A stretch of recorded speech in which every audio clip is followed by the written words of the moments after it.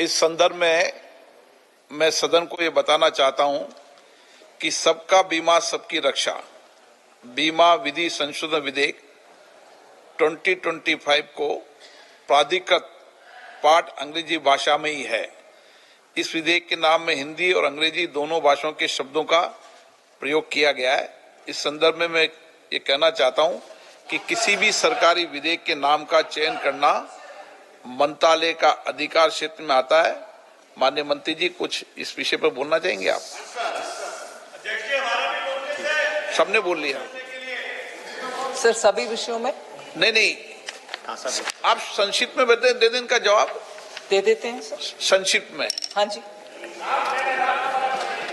Sir. First of all sir, several points, with due respects of course I'll address each of the points sir, but many of the issues raised are legitimately issues that has to be part of the debate itself. To object to the introduction is not, I think, absolutely necessary, because you've given time for the discussion, and issues such as, and I'm a bit disappointed, issues such as, sir, अधिकार के बारे में ही बात करते हुए, because speaker has asked me to say a few words on it, I'm saying everything is subject to the chair.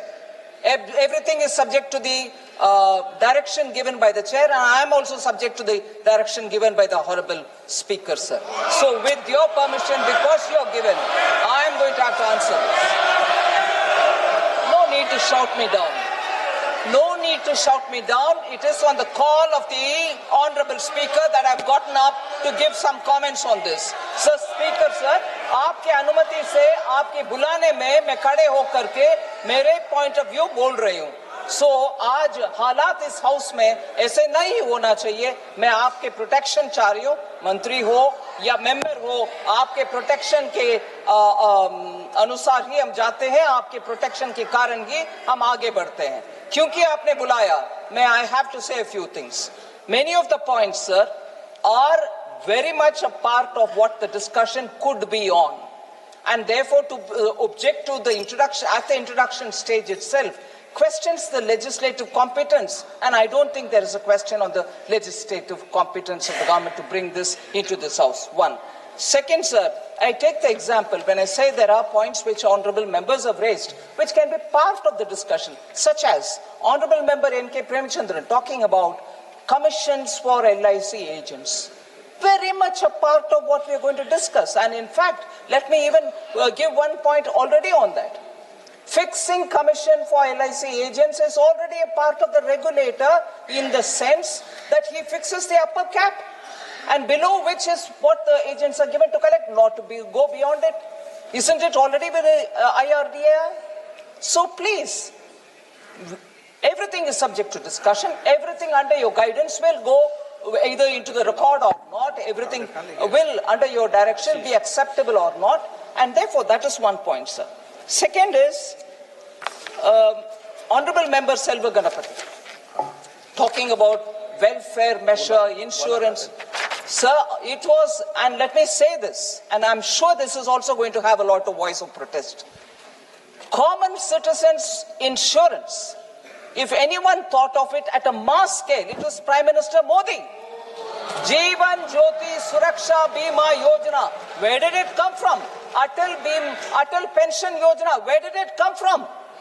These are points, these are common people's insurance coverage being given at a very nominal premium, and that is given by Honorable Prime Minister. That is a scheme, all these are included.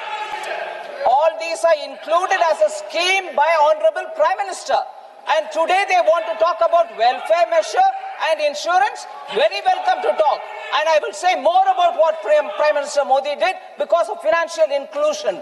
And that is the reason why in this country, during COVID also, we could give insurance coverage to people. So there are every one of them which are subject to the discussion of this bill rather than question the introduction itself. So with your permission, sir. शाम को जब इस पे चर्चा करेंगे detail 4 बजे, जब detail सारी बात पर चर्चा होगी, आज ही करेंगे। प्रश्न ये कि विधेयक को पुनर्स्थापित करने की अनुमति प्रदान की जाए। जो सदस्य इसके पक्ष में हाँ कहें, जो सदस्य विरोध में ना कहें। मेरे विचार में निर्णय हाँ वालों के पक्ष में अनुमति प्रदान की जाती है। माननीय मंत्री विधेयक पुनर्स्थापित करें।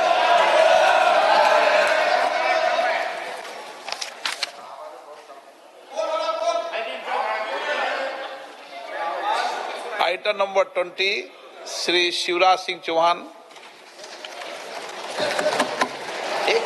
माननीय अध्यक्ष महोदय, मैं प्रस्ताव करता हूं कि मुझे विकसित भारत गारंटी फॉर रोजगार एंड आजीविका मिशन ग्रामीण VB जी राम जी विकसित भारत जी राम जी बिल 2025 को सभा में पूरा स्थापित करने की अनुमति दी जाए। जी राम जी। श्री TR बालू जी।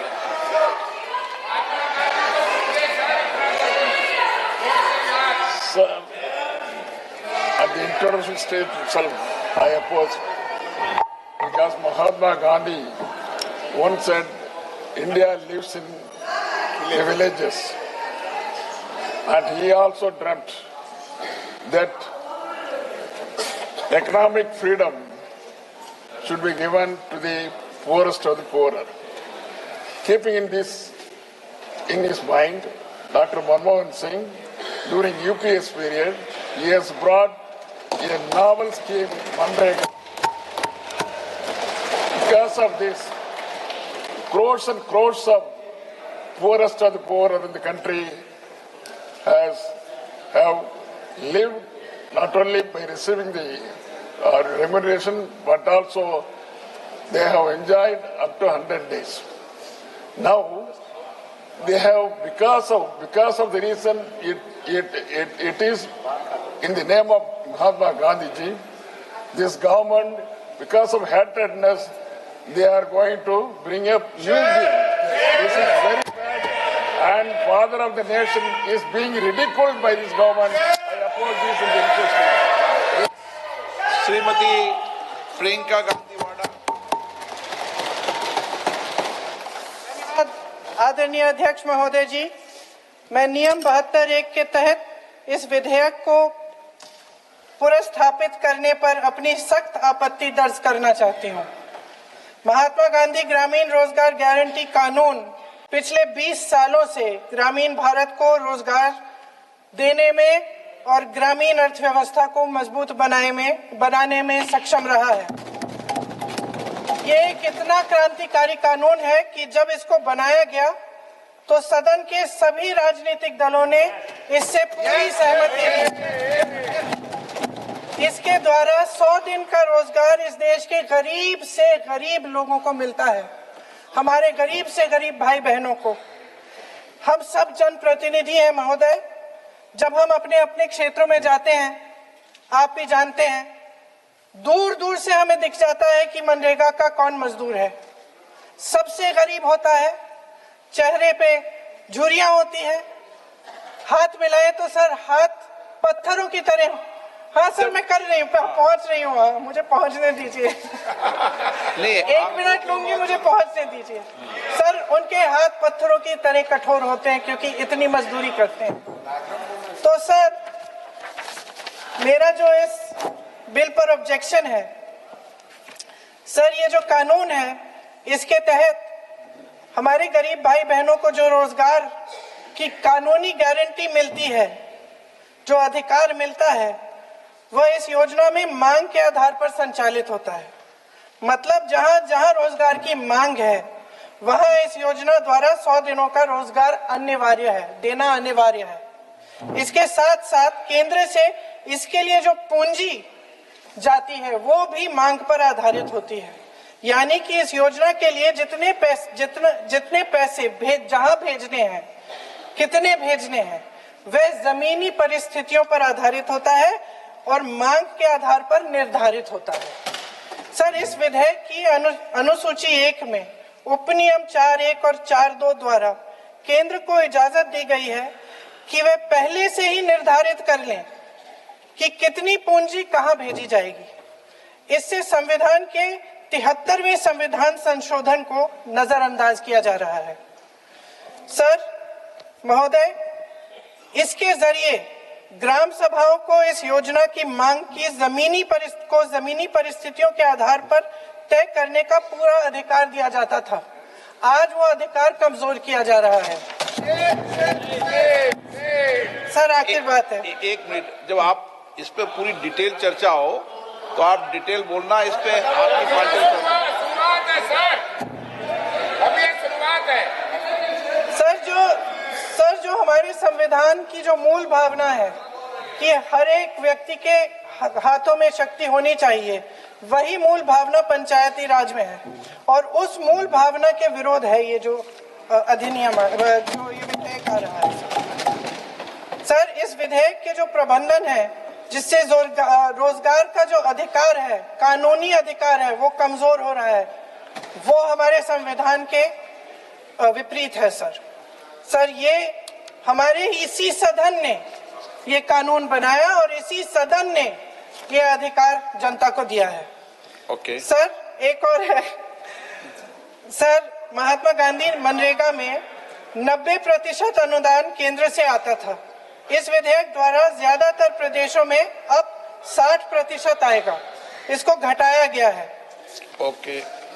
सर इससे प्रदेशों की अर्थव्यवस्था पर बहुत भार होगी और खास तौर से ये वे प्रदेश जिनकी अर्थव्यवस्था पहले से ही केंद्र की ओर से जीएसटी के बकाये के इंतजार में है। ओके, माननीय सदस्य।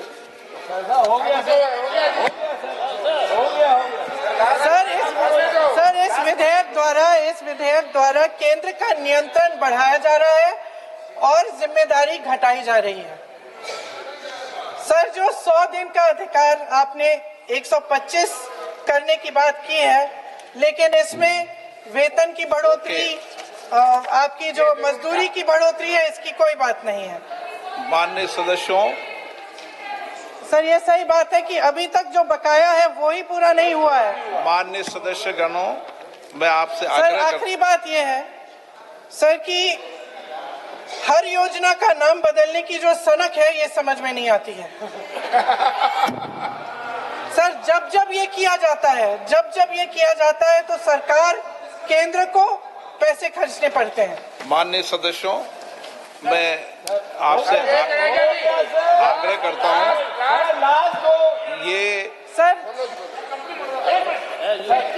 आप पोस्टर रख दे नीचे। ये रख दो तो। नहीं, आप पीछे वाले माननीय सदस्य, आप 72 में नियम में विरोध कर दें आप। सर आखिरी पॉइंट है कि बिना चर्चा के, बिना इस सदन की सलाह लिए इस तरह से जल्दी में विधेयक को पास नहीं होना चाहिए। सर ये विधेयक वापस लिया जाना चाहिए। इसके बदले में सरकार को एक नया विधेयक पेश करना चाहिए। खत्म करूं। महात्मा गांधी जी मेरे परिवार के नहीं थे, लेकिन मेरे परिवार जैसे ही हैं और इस पूरे देश की यही भावना है सर। सर इस पूरे देश की यही भावना है। माननीय सर आखिरी बात यह है कि गहन जांच पड़ताल और व्यापक चर्चा के लिए इसे कम से कम स्थायी समिति के पास भेजा जाना चाहिए और कोई विधायक किसी की निजी महत्वाकांक्षा, सनक और पूर्वाग्रहों के आधार पर न तो पेश होना चाहिए और न ही पास होना चाहिए। धन्यवाद। माननीय सदस्यगण, मैं किसी भी माननीय सदस्य को बीच में नहीं रोकना चाहता, लेकिन सदन नियमों प्रक्रिया से चलता है, नहीं तो फिर माननीय सदस्य सदन के बाहर कहेंगे कि हमें माननीय अध्यक्ष ने बोलने नहीं दिया। सदन नियम प्रक्रियाओं से चलता है और नियम 72 सब माननीय सदस्यों ने पढ़ रखा है, इसलिए मैं सभी माननीय सदस्यों से आग्रह करूंगा कि मैं सबको मौका दूंगा, लेकिन नियम 72 के अंतर्गत विषयों पर ही अपनी बात को फोकस रखें। जब इस पर डिटेल चर्चा होगी तो आप अपनी विस्तृत चर्चा उस विषय पर कर सकते हैं।